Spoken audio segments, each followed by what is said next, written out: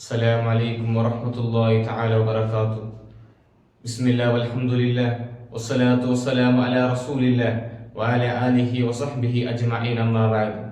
ಪ್ರೀತಿಯ ಸಹೋದರರೇ, ದೇಶವು 79ನೆಯ ಸ್ವಾತಂತ್ರ್ಯೋತ್ಸವದ ಸಂಭ್ರಮದಲ್ಲಿರುವಾಗ ಈ ದೇಶದ ಸ್ವಾತಂತ್ರ್ಯಕ್ಕೆ ಬೇಕಾಗಿ, ಈ ದೇಶವನ್ನು ಬ್ರಿಟಿಷರಿಂದ ಮುಕ್ತಿ ಹೊಂದಿಸಲು ಬೇಕಾಗಿ ಭಾರತೀಯರ ಎದುರು ಅತ್ಯಂತ ಸುಭದ್ರವಾಗಿ, ಅತ್ಯಂತ ಧೈರ್ಯದಿಂದ ಹೋರಾಟ ಮಾಡಿದಂತಹ ಮುಸ್ಲಿಂ ಸಮುದಾಯವನ್ನು, ಅವರ ಚರಿತ್ರೆಗಳನ್ನು, ಅವರ ತ್ಯಾಗಗಳನ್ನು, ಅವರ ಬಲಿದಾನಗಳನ್ನು ಅತ್ಯಂತ ವ್ಯವಸ್ಥಿತವಾಗಿ ದುರ್ವ್ಯಾಖ್ಯಾನಗೊಳಿಸುವಂತಹ ಒಂದು ವಾತಾವರಣವನ್ನು ನಾವಿಂದು ಭಾರತದಲ್ಲಿ ಕಾಣುತ್ತಾ ಇದ್ದೇವೆ.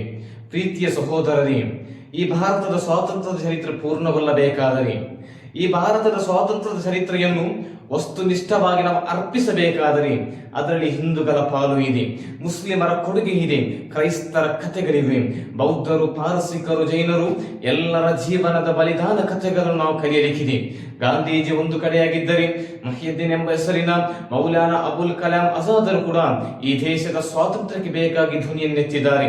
ಅಶ್ಫಾಕುಲ್ಲಾ ಖಾನ್ ರವರೊಂದಿಗೆ ರಾಮ್ ಪ್ರಸಾದರು ಕೂಡ ಈ ದೇಶದ ಸ್ವಾತಂತ್ರ್ಯಕ್ಕೆ ಬೇಕಾಗಿ ನೇಣುಗಂಬಕ್ಕೇರಿದಂತಹ ಚರಿತ್ರೆಯನ್ನು ನಾವು ಕಂಡಿದ್ದೇವೆ. ಈ ದೇಶದಲ್ಲಿ ಕ್ವಿಟ್ ಇಂಡಿಯಾ ಚಳವಳಿ ನಡೆಯುವಾಗ 1920ರಲ್ಲಿ ಮೌಲಾನಾ ಮೊಹಮ್ಮದ್ ಅಲಿ ಜೌಹರ್, ಮೌಲಾನಾ ಶೌಕತ್ ಅಲಿ ಜೌಹರ್ ಅವರ ನೇತೃತ್ವದಲ್ಲಿ ಖಿಲಾಫತ್ ಮೂವ್ಮೆಂಟ್ ನಡೆದಿದೆ. ಖಾನ್ ಗಫಾರ್ ಅಲಿ ಖಾನ್ ರವರ ನೇತೃತ್ವದಲ್ಲಿ ಖುದಾ ಎ ಖಿದ್ಮತ್ ಎಂಬ ಹೆಸರಿನಲ್ಲಿ ದೇಶದಲ್ಲಿ ಸ್ವಾತಂತ್ರ್ಯದ ಮೂವ್ಮೆಂಟ್ ನಡೆದಿದೆ. ಅಬುಲ್ ಹಸನ್ ಫರಂಗಿ ಮಹಲ್ಲಿ ಎಂಬ ಮುಸ್ಲಿಂ ವಿದ್ವಾಂಸರ ನೇತೃತ್ವದಲ್ಲಿ ಆಹ್ರಾರೆ ಮಜ್ಲಿಸ್, ಜಮೀಹತ್ ಉಲಮಾಹಿ ಹಿಂದ್ ಎಂಬ ಸಂಘಟನೆಗಳ ಮೂಲಕ ಈ ದೇಶದ ಸ್ವಾತಂತ್ರ್ಯಕ್ಕೆ ಬೇಕಾಗಿ ಹೋರಾಟ ಮಾಡಿದವರ ಚರಿತ್ರೆಯನ್ನು ನಮಗೆ ಕಾಣಬಹುದು. ಮಂಬುರಂ ಸೈಯದ್ ಅಲವಿ ತಂಗಲ್, ಉಮರ್ ಖಾಲಿ ವೆಲಿಯಂಗೋರ್, ಸಾವಿರಾರು ಉಲಮಾಗಳ ಚರಿತ್ರೆಯನ್ನು ನಮಗೆ ಇದರಲ್ಲಿ ವಸ್ತುನಿಷ್ಠವಾಗಿ ಅರ್ಪಿಸಲು ಕಾರಣವಾಗುತ್ತಾ ಇದೆ.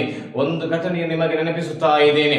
1799ರಲ್ಲಿ ಶಹೀದೆ ಮಿಲ್ಲತ್ ಟಿಪ್ಪು ಸುಲ್ತಾನ್ ಭಾರತದ ಸ್ವತಂತ್ರ ಭೂಮಿಯಲ್ಲಿ ಶಹೀದ ಆಗುವಾಗ ಬ್ರಿಟಿಷರ ಗುಂಡ ತಂತ್ರದಿಂದಾಗಿ ಹೈದರಾಬಾದಿನ ನಿಜಾಮರು ಹಾಗೂ ಮರಾಠರು ಬ್ರಿಟಿಷರಿಗೆ ಕೈ ಜೋಡಿಸಿದ ಕಾರಣದಿಂದಾಗಿ ಟಿಪ್ಪು ಸುಲ್ತಾನ್ 1799ರಲ್ಲಿ ಈ ದೇಶದಲ್ಲಿ ಹುತಾತ್ಮರಾಗುವಾಗ ಅಂದು ಲಾರ್ಡ್ ವೆಲ್ಲೆಸ್ಲಿ ಹೇಳಿದಂತಹ ಒಂದು ಮಾತು ಇದೆ, from today India is ours. ಶಹೀದೆ ಮಿಲ್ಲತ್ ಟಿಪ್ಪು ಸುಲ್ತಾನ್ ಮರಣ ಹೊಂದಿಯಾಯಿತು, ಇಂದಿನಿಂದ ಭಾರತ ನಮ್ಮದು ಎಂಬುದಾಗಿ ಲಾರ್ಡ್ ವೆಲ್ಲೆಸ್ಲಿ ಸಂತಸದಿಂದ ಕುಣಿದು ಕುಪ್ಪಳಿಸಬೇಕಾದರೆ ಈ ದೇಶದ ಸ್ವಾತಂತ್ರ್ಯಕ್ಕೆ ಬೇಕಾಗಿ ಮುಸ್ಲಿಮರು ನೀಡಿದಂತಹ ಕೊಡುಗೆಗಳನ್ನು ನಾವು ಯಾವತ್ತೂ ವಿಸ್ಮರಿಸಲು ಸಾಧ್ಯವಿಲ್ಲ.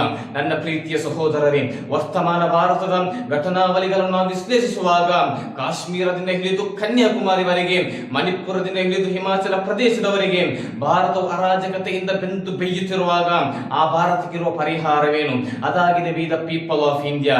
ನಾವು ಭಾರತೀಯರೆಂಬಂತಹ ಘೋಷಣೆ ಭಾರತದ ಹಳ್ಳಿಗಳಿಂದ ಹಿಡಿದು, ಭಾರತದ ಪಟ್ಟಣಗಳಿಂದ ಹಿಡಿದು ಭಾರತದ ಪ್ರತಿಯೊಂದು ಮನೆಗಳಲ್ಲೂ ಪ್ರತಿಧ್ವನಿಸಬೇಕಾದಂತಹ ಸಂವಿಧಾನದ ಅತ್ಯಮೂಲ್ಯವಾದ ಒಂದು ಮಾತಾಗಿದೆ we the people of India.